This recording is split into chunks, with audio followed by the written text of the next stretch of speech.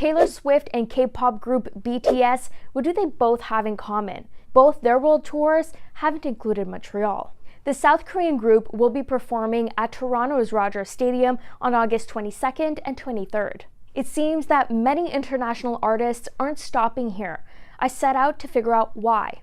It turns out there are two major reasons. There's I think 1 million or 2 million more people in Toronto. So that's going to definitely factor in. There's more people there. You have to realize that when promoters and tour managers and everything are booking shows, they don't really care about where fan base is. They just want the most people in a given stadium. Montreal has some big venues. The Olympic Stadium has a capacity of 56,000, but it's not hosting anything right now because it's getting a new roof. The work is expected to be complete by 2028. If you've ever been inside that stadium, it is not meant for concerts.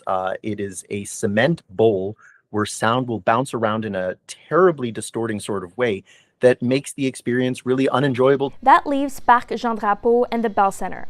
Parc Jean Drapeau can accommodate 65,000 people, but it's a public park, not a stadium, and it's mainly used for festivals and rare one-off shows. The city's biggest indoor venue is the Bell Centre, which has a capacity of 21,000.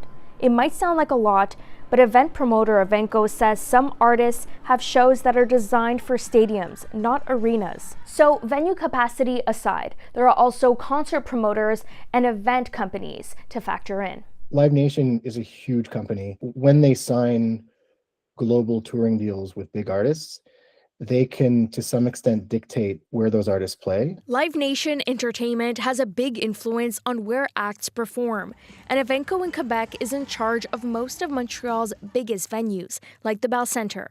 The two have what they call a strategic partnership, with Live Nation owning almost half of the Montreal company. That means even though Evenko has operational control, Live Nation has a say. We reached out to Live Nation, but didn't hear back. Still, Evenko says Montreal still continues to attract major artists. Ariana Grande and Lady Gaga both have shows at the Bell Centre in 2026. And you can't forget about the city's large-scale festivals. Tourism Montreal says the city has a reputation of being a music hub and is looking forward to the reopening of the Olympic Stadium in 2028. But until then, if you want to go see BTS, you'll have to go to Toronto.